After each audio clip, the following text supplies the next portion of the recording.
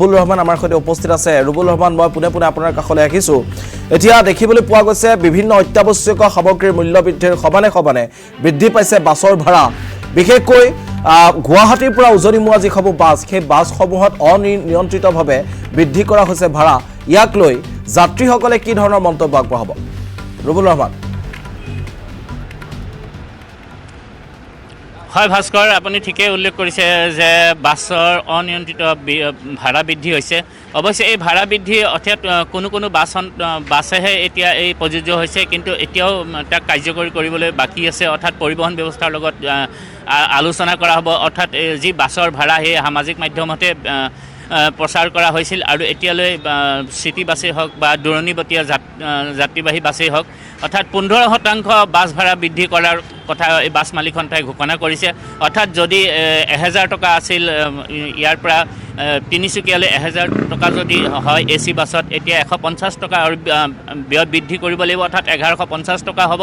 ঠিক একেদৰে যদি চাওঁ যে কহৰা, ডিব্ৰুগড়, শিৱসাগৰ মুঠতে 150 টকা 150 টকা বৃদ্ধি কৰিব, অৰ্থাৎ 15%কৈ বৃদ্ধি কৰাৰে তেওঁলোকে বাছ মালিক সন্থাই এই সিদ্ধান্ত গ্ৰহণ কৰিছে। আৰু ইয়াক কাৰ্যকৰী কৰিবলৈ পৰিবহণ ব্যৱস্থাৰ লগত আলোচনা কৰা হ'ব, আৰু সেই আলোচনা কৰি ইয়াক কাৰ্যকৰী ৰূপ দিয়া হ'ব বুলি তেওঁলোকে স্থিতি গ্ৰহণ কৰিছে বা এই কথা জানিবলৈ দিছে। আৰু মই যি স্থানত আছোঁ খানাপাৰাত এতিয়া চিটি বাছ আছে, আৰু চিটি বাছসমূহৰ ভাড়াও ইতিমধ্যে বৃদ্ধি কৰাৰ কুচকাৱাজ দেখিবলৈ পোৱা গৈছে। কুচকাৱাজ হয়তো এতিয়া পুৰণি ৰেটতে সেই দাম বৃদ্ধি আছে, দাম নিৰ্ধাৰণ কৰা হৈছে। এতিয়া ভাড়াৰ বৃদ্ধিৰ কুচকাৱাজ চলি আছে চিটি বাছৰ পৰা আদি কৰি অন্যান্য বাছসমূহৰ। কি কাৰণে এই বাছৰ ভাড়া বৃদ্ধি হ'ব, বা আপোনালোকৰ যাত্ৰীৰ অসুবিধা নহ'ব নেকি? আমাৰতো STC বাছ, গ্ৰীণ বাছ হ'লে STC বাছ। এতিয়া ভাড়া বৃদ্ধি কৰাটো নিৰ্ণয় কৰিব, এইটো আমাৰ ডিপাৰ্টমেণ্টে হয়। আমিতো সেইটো বিষয়ে ক'ব নোৱাৰোঁ, কাৰণ আমাৰ ডিপাৰ্টমেণ্টে সেইটো। হয় ভাস্কৰ, এইটো STC তেওঁলোকে নিৰ্ধাৰণ কৰিব, কিন্তু কথা হ'ল কি যে বাছৰ যিসকল যাত্ৰী আছে সেই যাত্ৰীসকলে কেনেধৰণৰ সন্মুখীন হয়, সমস্যাৰ সন্মুখীন হ'ব, সেই কথা জানিবলৈ মন্তব্য ল'ম। বাছ ভাড়াৰ বৃদ্ধিৰ এটা কুচকাৱাজ চলি আছে, যিহেতু তেলজাতীয় সামগ্ৰীৰ যি ইন্ধনৰ দাম বৃদ্ধি হ'ল, এতিয়া বাছৰ ভাড়াও বৃদ্ধি হ'ব। কি ক'ব বিচাৰিব? এতিয়া মই ক'ব বিচাৰিম, তেল যিটো হাৰত বাঢ়ে ভাড়াটো সেইটো হাৰত বঢ়াব লাগে, কিন্তু ভাড়াটো বেছি হাৰত বঢ়াই দিয়ে, সেইকাৰণে অসুবিধাটো হয়। অসুবিধা হ'বই আমাৰ। আপোনালোকে বাছতে অহা যোৱা কৰে? আমি বাছতে অহা যোৱা কৰোঁ। ক'ৰ পৰা ক'লৈ যায় এতিয়া এইখন বাছ? এইখন বাছ এতিয়া জালুকবাৰীলৈ যাব, জালুকবাৰীৰ পৰা আকৌ মই বকলৈ যাম, সেয়াই আৰু। তেনেকুৱা ধৰণৰ সন্মুখীন হৈছেনে এতিয়া বাছ ভাড়া বৃদ্ধি? সন্মুখীন হৈছোঁ তো। ভাড়া বাঢ়িছে নেকি? বৰ্তমানলৈ বাঢ়া নাই, কিন্তু আগত যিটো বাঢ়িছে বা এতিয়া যিটো বাঢ়িব, অসুবিধাৰ সন্মুখীন হ'মেই।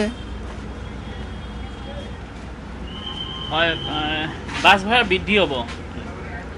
শুনিছোঁ হ'ব বুলি কৈছে, শুনিছোঁ। উপায় নাই। সামগ্ৰীৰ দাম বাঢ়িলে, এতিয়া পাকঘৰৰ যি সা সামগ্ৰী লাগে, সেই বয় বস্তু, চাউল দালিৰ পৰা আদি কৰি, এতিয়া বিস্কুট তেলৰ পৰা আদি কৰি, এতিয়া বাছৰ ভাড়াও বৃদ্ধি হ'ব। কেনেধৰণৰ সমস্যাৰ সৃষ্টি নহ'ব? সমস্যাটো এটা হ'বই, এইটো হৈ আছে, হ'বই, কিন্তু মানে আমাৰ যাতে বেছি যাতে বাঢ়িব এইটোতো জানোৱেই, কিয় যুদ্ধ চলি আছে। তেনেকুৱাকৈ হ'ব লাগিব। ইনকম চ'ৰ্চ বাঢ়িছে নেকি? নাই বাঢ়া নাই, বাঢ়িব লাহে লাহেতো চবেই অলপমান এফালে হ'বই, কিন্তু উপায় নাই, কি কৰিম, যুদ্ধ চলি আছে, এতিয়াতো অলপমান হ'বই।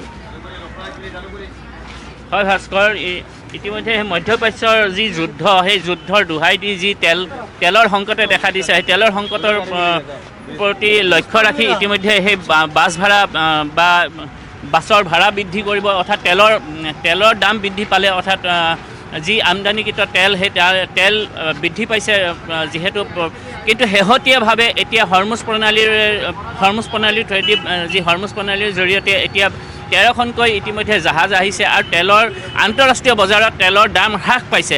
তৎসত্ত্বেও যদি এই তেলৰ দাম হ্ৰাস পায়, কিন্তু সেই যি একচেটিয়াভাৱে যি বাছৰ দাম বৃদ্ধি হৈ যাব, তাক সেই হ্ৰাস হ'বনে নহয়, সেইটো এটা ডাঙৰ প্ৰশ্ন আহি পৰিছে।